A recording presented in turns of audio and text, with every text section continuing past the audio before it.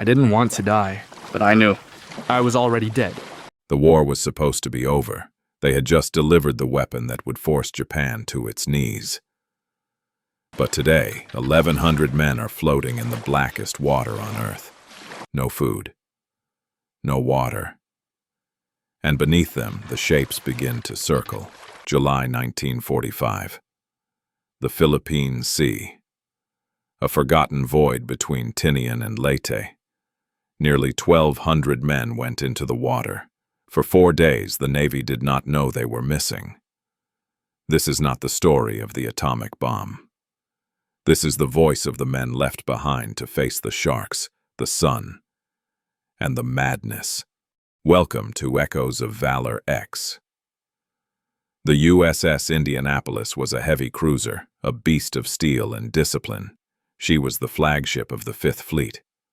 In late July, she completed a top-secret mission, delivering the components of Little Boy, the atomic bomb destined for Hiroshima. Captain Charles McVay requested an escort for the return trip. The request was denied. The waters are safe, they were told. A fatal lie. She was sailing unescorted, steaming at 17 knots. Under the surface, Commander Mochitsura Hashimoto peered through the periscope of the I-58 submarine. He saw a shadow against the moonlight. He did not see men, or fathers, or sons. He saw a target. At 12:14 a.m., the silence of the Pacific was shattered. 2 torpedoes, 1 bow, 1 midship. The pride of the Navy became a burning coffin. It is fire and flame. The first torpedo blew the bow off. The second struck the powder magazine. The ship didn't just sink, it disintegrated. 12 minutes. That is all it took. 12 minutes for a 10,000-ton vessel to slide into the abyss. There was no time for lifeboats. Men scrambled over the railing, jumping into the oil-slicked blackness. About 300 men died in the explosion, but 900 went into the water.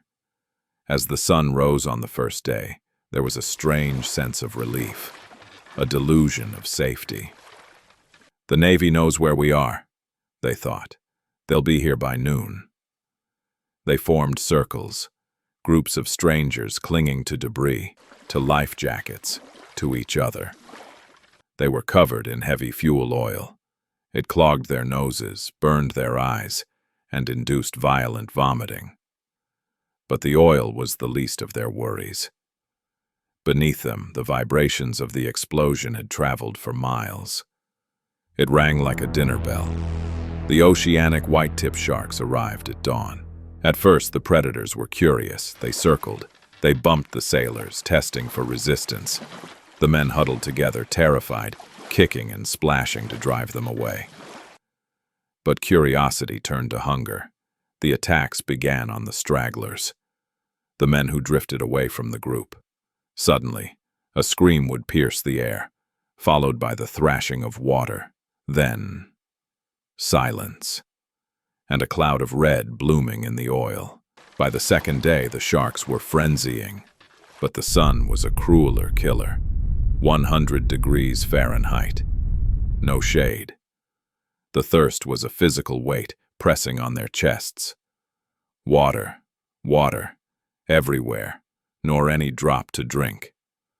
The urge to drink the ocean is overwhelming. One soldier watches his friend succumb. He cups the salt water to his cracked lips. Within an hour, the salt poisons his brain. He begins to foam at the mouth. He thrashes. He becomes violent. And the thrashing attracts the sharks. This is the cycle of the Indianapolis. Thirst leads to madness. Madness leads to movement. Movement brings the teeth. By day 3, the ocean was no longer an ocean. It was a canvas for their delirium. Mass hallucinations swept through the groups. One man shouted, "The ship didn't sink, it's just below the surface. The galley is open for ice cream." Dozens of men unclipped their life vests and swam down to a ship that wasn't there. They drowned, chasing a phantom meal. Paranoia set in.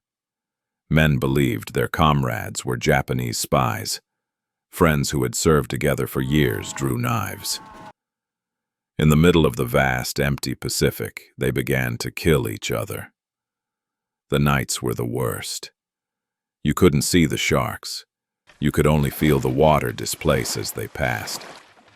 You could only hear the screams of the man next to you vanishing into the dark.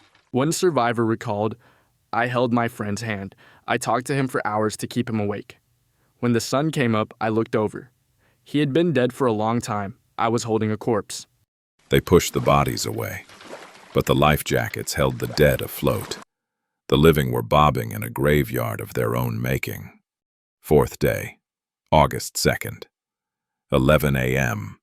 Lieutenant Chuck Gwynn was flying a routine patrol. He wasn't looking for the Indianapolis. The Navy still hadn't listed her as missing. He was fixing an antenna wire when he looked down. He saw an oil slick. He thought it was an enemy sub. He prepared to drop depth charges. Then, he saw the dots were moving. They were waving. "They are people, not oil. People." A PBY Catalina, piloted by Lieutenant Adrian Marks, was dispatched.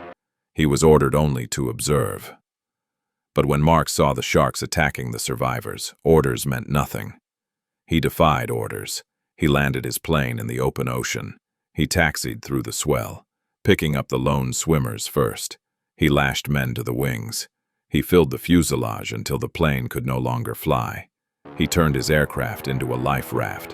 When the rescue ships finally arrived, the spotlight beams cut through the dark. They revealed a sea of red. 316 men survived. 879 were gone. Captain McVay was among the living, but the Navy needed a scapegoat. The public wanted to know why their sons died. The Navy could not admit they failed to track the ship. They could not admit they denied the escort. So they put McVay on trial. In a move that shocked the military world, the prosecution brought in Commander Hashimoto, the Japanese captain who sank the ship, to testify against McVay. Hashimoto testified that zigzagging would not have mattered. He would have hit the ship anyway. It was a verdict of fate, not negligence, but the verdict was already written. Guilty. McVay was stripped of his seniority. He received hate mail for decades. "You killed my son," the letters read. He carried the weight of 879 ghosts. In 1968, holding his service pistol, Charles McVay finally joined his crew. It took 50 years to exonerate him. A school project by a 12-year-old boy exposed the truth the Navy hid. But for the men in the water, justice came too late. The Indianapolis is not just a tragedy of war. It is a testament to the endurance of the human spirit and the cold indifference of bureaucracy. If you want to hear more forgotten stories, not of victory but of survival, loss, and the true cost of war, subscribe to Echoes of Valor X, because war never truly ends on the battlefield. It echoes,